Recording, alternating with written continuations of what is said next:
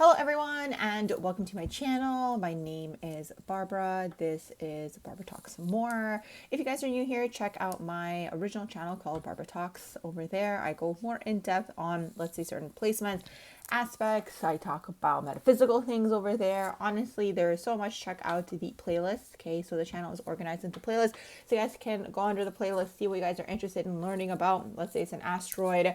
I even have a miscellaneous playlist as well where I, have a little bit more fun videos over there. So you can even check out that playlist as well and see what you guys can find in there that catches your interest, catches your eye, and, select the video maybe that pertains to you. That's how you guys can navigate the channel. So that's Barbara Talks. Over here, it's Barbara Talks some more. My name is Barbara. Over here on this channel, I go over public figure natal chart readings and whatever else comes through to talk about. For now, I've just been doing the public figure natal chart readings. And today, when I am recording this, it is January 4th. So I'm putting the dates in these videos because by the time I edit them, who knows when it is going to be. But yes, just so you guys know. And in terms of the public figure natal chart readings, you guys can always comment below who you guys would like me to read next. Okay, already some of you guys have commented. Some individuals, they're definitely on my list. When I do my readings, it's usually whose energy I have hooked into. So that's why sometimes the people may appear random. Okay, but there's always a reason that they're coming up. And let me tell you guys, today I'm going to be doing Johnny Cash and June Carter. Eventually she was June Carter Cash. I'm going to be doing their Synastry reading between them two. And if you guys are interested in your own natal chart reading, progress natal chart reading, Synastry reading, mini Synastry reading, mini natal chart reading as well, okay, you guys can go on my website underneath the readings tab, select which reading you guys would like. An email window should pop up. You guys send me an email and we will go from there. So let's go ahead and jump into today's reading. So let me tell you guys how I even hooked into this energy. It was so random. I actually watched the movie Walk the Line many years ago. Oh my gosh, it was such a good movie. So I was already familiar with these two and their story. Okay, now obviously it was many years ago, so I don't remember every single detail, okay, in terms of what happened in the movie. But yes, that's kind of how I was introduced to these two. It was definitely before even like CV time. So, pre-2020.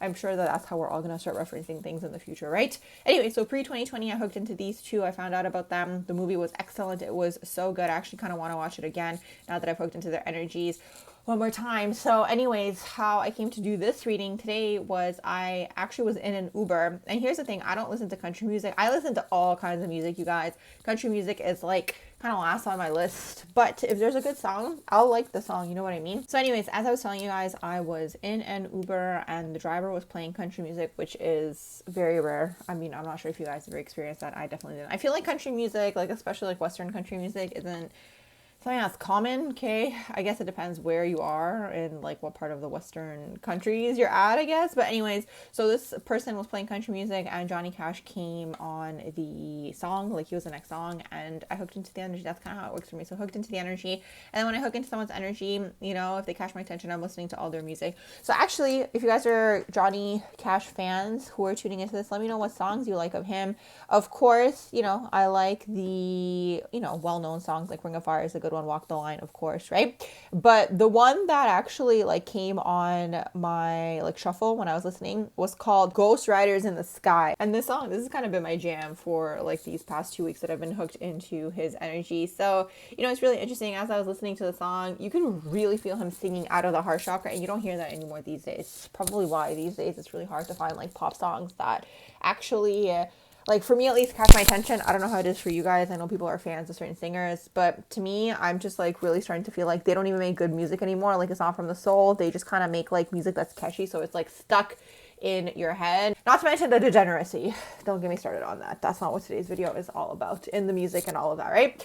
Anyways, so he really sang from the heart chakra. You could really feel it like vibrating out of the heart space if you're a little bit more clairsentient. So yeah, that's been my jam, for this past 2 weeks, and I've been hooking into the energy of these two. So let's go ahead and do their Synastry reading. And the other thing that I do want to mention as well is I feel like this might be wild, this might be out there, but I feel like this is gonna come out eventually. I feel like everything that I hook into comes out within like the next 1 to 5 years anyway. So these days I just say it, but I do feel like a lot of music right now is like AI generated. Even like your favorite pop stars, like I feel like a lot of them it's AI generated because I can't feel the person. Do you know what I mean? If I can't feel the person, if I can't feel it in the song, it's AI generated, it's auto-tune, like it's not what it used to be back in the day. But anyways, so let's get into these two. So for Johnny Cash, I have him here as February 26th, 1932, born at 7:30 a.m. And then June Carter, eventually she was June Carter Cash. She's born on June 23rd, 1929. I just noticed that now. I looked up their charts like when I first looked into the energy, but I just noticed that now that her name is June and she's born in June. So maybe that's how they decided to name her. And actually, interestingly enough, for June, one of the first things that I noticed for her was not only is she a 5D number, she is a 5 life path as well. So she's a double 5. It's all about change, creativity.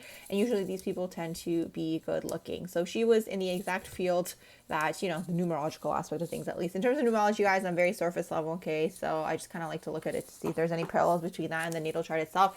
And by the way, as usual, you guys, anything that I say in these readings is alleged. It is for educational purposes only. Just because I say something about a certain aspect doesn't mean it's going to play out that way for you, okay? And in your relationships, you always want to look at everything, and it's a combination of the energies too. And you guys, I am intuitive if you guys are new here. So I'm hooking into energies usually first, and I'm actually looking at the charts to confirm what I'm hooking into more so. So other people may have different approaches. Some people are definitely way more technical in the way they look at things, okay? But for me, astrology is more so like a divination method to kind of hook into what's going on. So let's go ahead and jump into it. This reading today is going to be very similar to my mini Synastry readings, okay? So once again, if you guys are interested in that, you guys can definitely send me an email. And then, of course, I have my in-depth ones where I literally go over every single thing. So these two, the backstory here is, you guys can look it up yourselves, okay? But as far as I know, when Johnny was young, he used to listen to the Carters. Like the Carter family used to be like singers. They were like a family band or something of that sort, okay? Johnny used to listen to them on the radio. Now, what was unclear to me, maybe you guys know more information, okay, but what was unclear to me was whether he already had a crush on June or not. That part I'm not sure about. But anyway, so he would listen to them when he was a kid, and then later on, again, I'm not sure how these two ended up meeting, but basically they met, okay, and at some point in time, he fell in love with her. They both had other partners, okay? And, Johnny pursued her, okay? The story goes that he asked her up to 30 times, or maybe more than 30 times, to marry him, okay? And apparently, oh yes, I do remember this. Apparently, he said to her when he met her that he was going to marry her, okay? So really interesting. This is a great example of when a man wants someone, he will go after that person, okay? And you don't have to chase men if you are a woman who is listening to this, okay? If the man wants you, he will go after you. Do you see how persistent this man was? And he got what he wanted in the end. But here's the thing, okay? Because this world, unfortunately, is a shadow patriarchy and filled with misogyny and internalized misogyny, everyone blamed June for being the homewrecker. But she literally denied him up to 30 times until he proposed to her. It was in London, Ontario, I believe. That's how the story goes, in front of 7,000 people. He proposed to her. That's when she finally accepted, okay? So I just find it interesting that people were like, she's the homewrecker. It's like, where's the wrecking of the home, though? Like, did she ask him to marry her 30 times? Or did he ask her? Like, let's be real here, okay?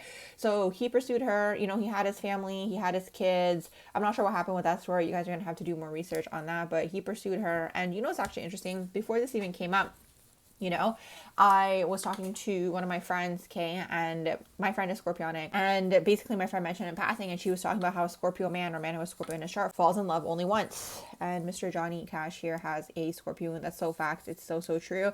And it's important to understand that Scorpio is an energy that is bonding and merging, okay? It always reminds me of swans. You know how swans made for life? In the best case scenario, okay, that's kind of what a Scorpionic energy is looking for, okay? They are not here for games. They're looking for depth, and if they are able to find that, they get stuck on that. And sometimes even in like their everyday relationships, whether it's friends and so on and so forth, it's hard for them to let go, okay? Because it's hard to find those deep bonds, okay? Other people can be surface level, some people can be transactional, they get this out of this relationship, they get that, whatever it is. But Scorpio energy is looking for very specific things, and that's usually a deep emotional bond and connection. When they find it, they know that those things are rare, okay, and that they're probably not going to come across it again. That's probably why he did not give up. Here is the interesting thing here, though. Some of you guys may know when it comes to Johnny Cash, okay, he struggled with addiction and a lot of addiction issues to the point where like June had to like hide pills from him and all these things in the end. That's kind of like his lifelong struggle. Now for her side, dealing with him, like it's not easy to deal with an addict. Like that's already a thing. For him and his chart, I mean, maybe some other time I can do more of an in-depth dive on him, but look at this. He's got Sun in Pisces 12th houser, Pisces rising, struggle. Okay, so that's already a struggle on its own. Moon is in Scorpio 8th house, struggle. Okay. Mercury in Pisces 12th house, Mars in Pisces 12th house. So all of these energies are pretty much the energies of why he's into music, which is the 12th house. And like the type of music that he sings, okay, is very Scorpionic, okay, sometimes even dark, sometimes even depth. I even now have a vague memory of him like either writing a song for prisoners or from prison. I don't remember the exact story, but he does have some kind of prisoner song. And actually, it's wild because that song was going viral, okay, for a period of time when people were putting it on creepy videos. Okay, I can't remember the song, but it's a song connected to prison. Okay, because I actually heard it recently too when I was listening to his music. So he's kind of got a little bit of that dark energy going on, and you can see it, right? You can see it in him. Venus in the first house. This is his attractive energy, good looking. He's definitely a good looking man. Okay, is really what it is. And these two would sing together, okay? Very much one of those dynamics where it's like definitely soulmates, okay? I try to stay away from twin flames because unfortunately I feel like a lot of people get stuck on people thinking that that person is their twin flame, right? And it's like I try to really stay away from that. But this is a deep soul bond, okay? Let's call it that. Is really what it is. Deep soul bond between these two. They're kind of in the same industry. They kind of propelled together, higher, right? In terms of, their life purpose. And the other thing here too is that June helped him with his addiction, right? And then he wrote her that like love letter in the end too. You guys can look it up too, right? Where it's like she helped him, she healed him, like all these things. So it's really interesting to me because like almost on a soul level or like on a karmic level, he obviously recognized her right away, right? So I'm curious to know, we don't have her birth time, unfortunately. But, I wouldn't be surprised if a lot of his planets went into her 12th house. I would not be surprised, okay? Especially if, let's say, his Venus in Aries went into her 12th house. It's actually really interesting because I was considering her being a Pisces rising, and it was really interesting because the whole reason I hooked into that was because I was like, oh, she kind of has this like caretaker like wound, I guess you can say, or like martyrship wound or whatever, like whatever way, shape, or form you want to look at it, which is like very Pisces rising to me. So I wouldn't be surprised if like she was a Pisces rising or something of that sort, where like his Venus somehow could have ended up in her 12th house, let's say, right? Like hiding where she can't see him, right? But he saw her. So like on that soul level, he saw her, right? It's almost like he knew that she would help him like heal, ascend, like whatever way, shape, from you guys want to look at it, right? But she didn't see him, okay? Because of probably 12th house Synastry, okay? Is really what it is. But honestly, like, look at this. He was persistent, right? He got what he wanted in the end. And I mean, it's a really, really cute story between these two. So let's go through a few of their aspects. So yes, he struggled with addiction. He has a very challenging chart, you guys. When you have this 12th house energy, I've mentioned this in the past, sometimes these people will be in the public eye, but it's like karmic, if that makes sense. Like they're coming through to clear up a bunch of things like from previous lifetimes is really what it is. And that's also why they're kind of put into these public positions if they so choose to, right? Obviously it's not going to be every 12th house person in the world, okay? Some people just get lost in the sauce. But when you are working on those like higher levels, for example, with multiple people, you're clearing a lot of karma at once. And that's kind of like the potential a 12th house person has. It is the potential, of course. So there's that. So to me, it's a combination of the Pisces and Scorpio. I find that Pisces, yes, Scorpio can deal with addictions, but Pisces sometimes to me struggles even more because there's so much to sift through. There's so many feelings, so many emotions. Pisces sometimes can be alcoholism too. But yeah, these two energies is definitely addiction. Like when you have these energies taking place in your chart, it's probably best to try to stay away from substances is really, really what it is. He's got a lot of things going on with the mother here, okay? Moon sextile Neptune, when I see that as well, try to stay away from substances, okay? Because Moon Neptune, it's like there's always something going on with the mother here. When I look at a chart too, and I see a lot of aspects to, let's say, the sun or the moon, to me, okay, it's just me, it symbolizes that this person has a lot of karma to clear with that parent, okay? Or then in turn, like that gender later on in life, right? So with him, it's with the feminine, the mother, and he actually healed that, okay, through his dynamic with June. Because here's the thing, Moon in Scorpio, 8th house, right? It's like there's this deep fear of abandonment, okay? And the initial betrayal happens from the mother is really what it is, right? He's very feminine in his energy, right? He's all water. This is super psychic, okay? Super healing as well, okay? And also super intuitive. So this is what I mean by like he saw her, okay? I really feel like he hooked into her energy first. He saw her before, she even knew, okay? Is really what it is. That's very 12th house industry to me. So from her side, if this information is even accurate, by the way, like we don't even know if his like time of birth is accurate. It feels accurate to me, okay? Maybe somebody guessed it as well, but let's say it is, okay? So from her, placements here, there's nothing going from her placements into his 12th house. Actually, her moon goes into his 10th house, okay? Which is interesting to me because it's that very much like that career energy kind of that got initiated, right? And then also her sun goes into his 4th house, someone who feels like family. Venus in the 2nd, you see a lot of value in this person, okay? So that's taking place between the two of them. It's interesting. A lot of interesting energies here. Like, look at this. His moon opposes her Venus. You will see this in again, love types of relationships. It's his moon, right? Like he's the one who's feeling all the things here. Even though it's an opposition, you know, at the end of the day, the oppositions can help balance each other, right? So she actually has a lot of earth in her chart, okay, which actually helped him balance all of his water. Even though she's a Cancer sun, if this was a really wide conjunction, if we were really generous here, okay, sun 1 degree, Pluto is at 17. Okay, that's even wider than 15 degrees. But let's say we were very generous here and these two conjunct. That would make sense why she was into him, because her father could have maybe been an alcoholic, for example, okay? Or Plutonian himself, okay? So Johnny's Plutonian and she's into the Plutonian man, right? So there's that. And then Venus trine Mars, okay? So it's his Venus that trines her Mars. You know, it's interesting because that kind of puts him more into the feminine energy in this dynamic. But you'll see this a lot of the time, okay? In terms of soulmate dynamics, Venus Mars, Mars Moon, Moon Venus, okay? Those are kind of like the harmonious energies. You always want to see Moon, okay? In terms of Synastry, you want to see something going on with the moon. And for him, there's a lot going on with his moon. His moon trines her sun. I see that a lot in marriages specifically. Moon to sun aspects, okay, from the man's moon to the woman's sun, or moon to ascendant, okay, from the man's moon to the woman's ascendant aspects. Because usually what this symbolizes is like, this is his internal world, right? And then it's like personified in the woman, okay, whether it's her sun or whether it is the rising sign. The other thing here too is like, also for a man, his moon is going to tell you, okay, in terms of what kind of woman he is looking for, okay, the moon and the Venus in a man's chart. And then for a woman, if you want to know for a woman, you're going to look, let's say she's into men, okay, you're going to be looking at the sun and you're going to be looking at Mars, sometimes even Saturn will tell you as well. It's actually interesting. I don't know too much about her, okay, and her backstory and what happened with the family and the band and all of that. I don't know, okay, so you guys can definitely look that up, or maybe some of you guys know, but, you know, it's really interesting to me because she's got Chiron trine moves. This is a wound around home, family. She already has a sun in Cancer, feeling abandoned, so on and so forth, and then it's all conjuncting her North Node, so literally her being part of this band propelled her into her life purpose, okay, or whatever was going on with the family and the music and the radio station, but I don't know the whole story here. So yeah, so there's a lot going on with his moon, so that's kind of how you can see who's going to be into who, or like what kind of energy that person's going to be into, or like what kind of energy they're even pulling through, right? Sometimes energies can tell you what kind of characters, even in your friendships, right? You're kind of pulling through, you know, let's say your female friendships, it's going to be your moon and your Venus. Your male friendships, okay, it's going to be the sun, it's going to be the Mars, sometimes Saturn too, okay? That's pretty much what's going on with that. So much going on with his moon, okay? His moon trines her sun, his moon trines her Pluto. That's his obsession, okay? So, you know, and I've said this many times, okay? When you get sucked into a Plutonian dynamic, usually it's a hard time to get out of these situations, okay, until whatever Plutonian issue is resolved, whether it's internally, whether it's between the two people. These are very karmic dynamics. Sometimes the way that I see it psychically is like, okay, you know how a tree bark like gets thicker every year? The more that time passes, right? The layers just kind of like keep getting thicker and thicker. And not only that, the roots get deeper and deeper. So it's harder and harder to pull it out, right? To me, that's kind of what a Plutonian dynamic feels like. When you get locked in, okay, and Pluto is locked in there, okay, you don't get out of these dynamics, okay, until it's resolved. So this is why it's important to catch these things early on to see, you know, do you even want to deal with this, you know?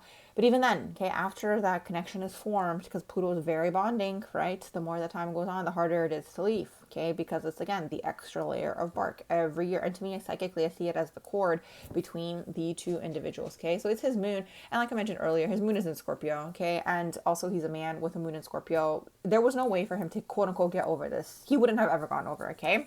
So it's nice that it, like, ended up and being like a happy story, I guess, for them too, like that they ended up getting together, you know? And it was like really sad too, because after she died, I think he died a few months after, okay? I see that a lot in a lot of these like love stories. It's really, really, I guess, cute and sad, like all together at the same time. So really interesting. So that's kind of what's going on with them. And then also they both have Venus, Pluto from each other's side. So his Venus, whereas her Pluto, his Pluto sextiles her Venus, okay, so Plutonian dynamic, and his Venus squaring her Pluto, you know, this energy, here's the thing with Plutonian dynamics, it's a lot of, it can be toxicity, it depends, always, I say this always, depends what's going on in the lower three chakras, and it depends what's going on with your possessiveness, with your jealousy, what's going on with your manipulation, abandonment wound, you know, because these situations can be very toxic. I love you, I hate you, they can break up 5,000 times, come back together, you know. Anytime maybe you have your friend telling you about some sort of toxic situation they're in, they can't get over the person, XYZ, it's Pluto.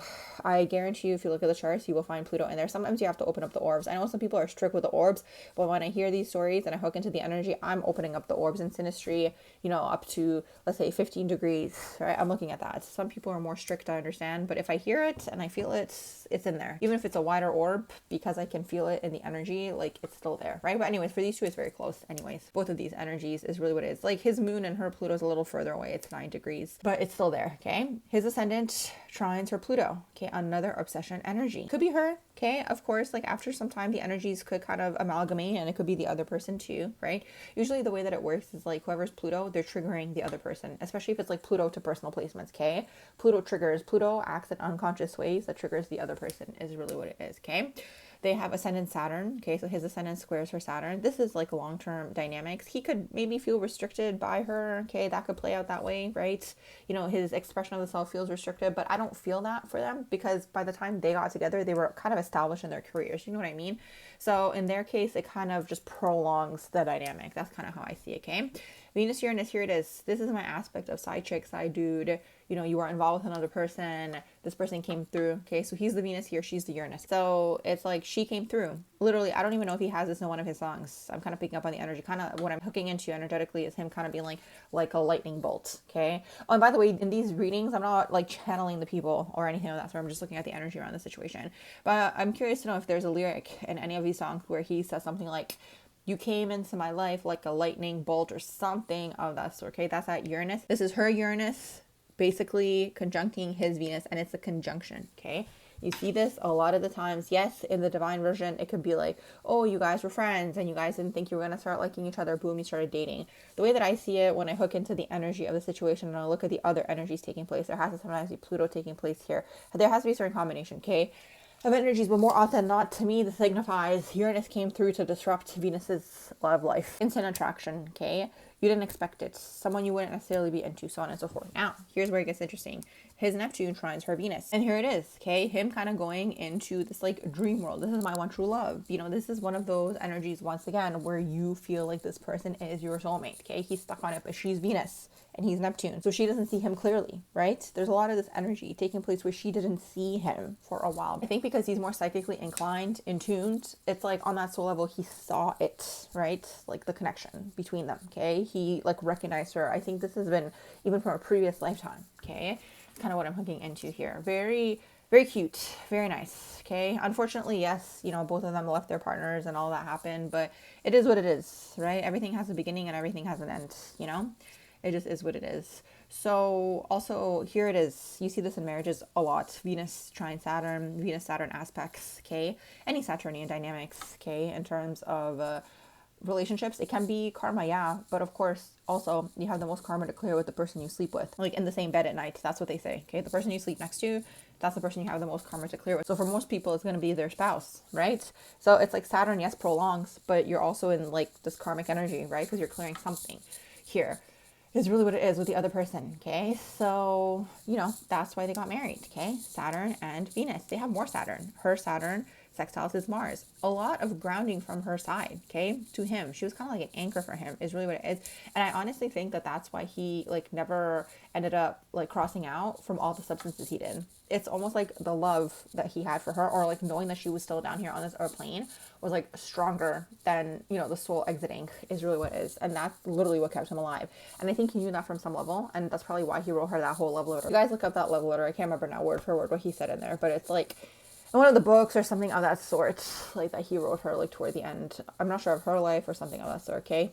I'm paraphrasing here, so definitely look it up if you guys are interested in seeing, like, what he wrote her there. But it was something of this sort where he was, like obsessed with her, basically, okay? Is really, really what it is. So, a lot of indicators here in the charts. A lot of Jupiter from him, okay? So his Jupiter sextiles her Mercury, his Jupiter squares her Venus, his Jupiter conjuncts her Mars, his Jupiter trines her Saturn. These are now generational energies, okay? And when we're getting into, like, the further out energy. So obviously it'll affect them, but less, right, than the internal energies, or like the generational planets to the internal energies. But, all of this Jupiter energy is expansion, right? So Jupiter squaring Venus, you know, even though it's a square can be a struggle. After you guys kind of overcome the square, okay, and you kind of neutralize it, okay, amongst each other, because, you know, the square here, you know, he could be looking for freedom, for example. She's a Venus in Taurus. She could have been looking for stability, okay, but also at the same time, it's like Jupiter in Leo and Venus in Taurus. So it's like two fixed energies coming together, okay? So it's like there was freedom obviously here. Like she didn't want him. You know what I mean? As long as she was suffocating him, right? So that's kind of how the energy would be neutralized. You can look at it that way. But also at the same time, it's like he's kind of coming through as Jupiter to expand, right? I can kind of see this manifesting into they got together, had a lot of abundance, okay? Expanded a lot. So work, career, all these things. Mars, you know, the Jupiter conjunct Mars, you know, the work, the business, the career. To me, like any Martian energy, you know, in terms of like Mars conjunct Jupiter or something of this sort, like to me, this is always like expansion and business and ambition and career and sometimes solar plexus too, right? Like he could have expanded her self-worth, her self-confidence. I mean, it could be that way as well. Absolutely. Okay. They have Jupiter trine Saturn from each other's planets. Okay. So his Jupiter trines her Saturn, his Saturn trines her Jupiter. This is to me like, feels like that business energy. It's like these two are, yeah, literally business partners and like bringing through abundance, but grounding it at the same time is really what it is. Because sometimes Jupiter wilds out, you know, and now you have Saturn grounding that in, you know, it's a grounded expansion, which is amazing. A lot of Neptune here, more Pluto. There's a lot of Pluto from her side. Her Pluto trines his Sun. Her Pluto trines his Mercury. Okay, so Plutonian dynamic and it's Neptunian. Okay, her Neptune opposes his Sun.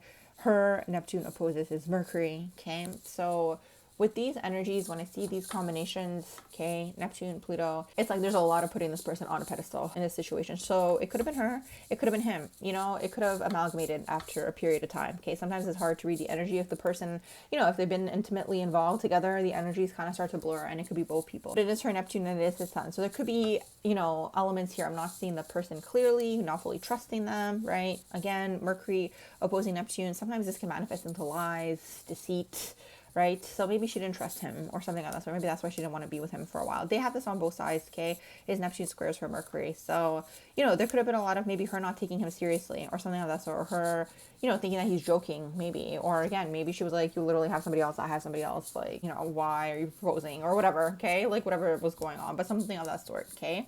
Where she probably like, you know, maybe she didn't take him seriously. Maybe she would think that he was drunk or high or whatever, or maybe he's just saying whatever he's saying. You know, like I kind of feel like that's kind of like that Neptunian, like not fully trusting the person, especially Pluto's in here too, right? You're not going to fully trust it. And Pluto puts people through tests, right? So it's almost like she was testing unconsciously. This was, I feel like more so unconsciously, his devotion to her, okay? To see like how devoted will he truly be to her, okay? There's an element of that kind of at play here taking place this fall.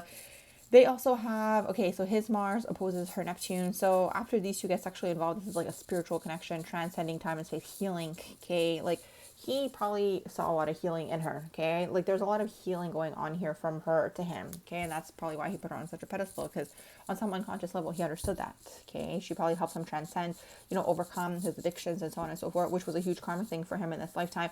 And I actually want to say that I feel like for him specifically, I do feel like for him, it was his actual last lifetime, okay? I do feel like he's kind of done here, cleared out whatever he needed to clear out, okay? And you know what's crazy? Something that I always think about at the back of my mind is there's this Avicii song, I'm pretty sure. And in the Avicii song, they say, and it's just like such like a random thing because it's not even like repeated. I think they just say it once. But they say in the song, whoever's singing it, they're like, love is the prize or whatever. And I think about that sometimes. Like I think about how like, you know, after you overcome all these things, like love is like the prize, like at the end, you know? So it's kind of relating me back to this. Like I feel like because he got his true love and so on and so forth, like basically he's done here. Like he's done down here on this airplane, you know? So anyways, that's just like a side note that kind of like always is at the back of my mind. It's wild how some things you hear, it's like sometimes something in passing and it just like sticks with you. So that's pretty much that. Everything else here is generational. I'm not going to be talking about the generational energies here too much. The other thing that I also look at too in these dynamics is I always want to see what's going on with Lilith too. Is there even any Lilith, right? So from her side here, okay, her Lilith sextiles his Sun, okay, sextiles his Moon, okay, it also sextiles his Mercury, okay. So there's a lot going on with her Lilith here. So because of these sextiles here, right, and it's her Lilith, again, he felt accepted by her to show his darkness, I feel like, okay. So it kind of played out in that way for them too. From his side, there is his Lilith actually squaring her Moon, okay. is really what's going on here. So because as Lilith squares her moon, it's just like there's this level of just like acceptance here. That's kind of what I'm hooking into between the two of them. Like there's this level of just like, it honestly does feel like unconditional love between the two of these. Okay, he kind of felt fully like he could again express all these vulnerabilities, like he was accepted, she accepted him, she didn't leave him, right? She was there by his side after they got together and all of this, you know, she helped him overcome this. You know, that's kind of what it feels like to me. Like she helped him overcome his like Lilith issues. That's kind of what I'm getting here between the two of these individuals. Very unconditionally loving. This is very much an unconditionally loving dynamic. And it's interesting to me that in the end she ended up changing her last name.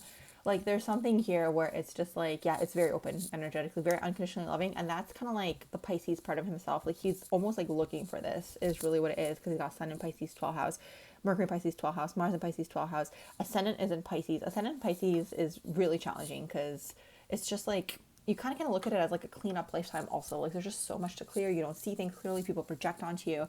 There's a lot going on here. But anyways, I'm going to wrap up this reading here. That's pretty much what I have for you guys for Johnny Cash and June Carter Cash. I hope you guys enjoyed this reading.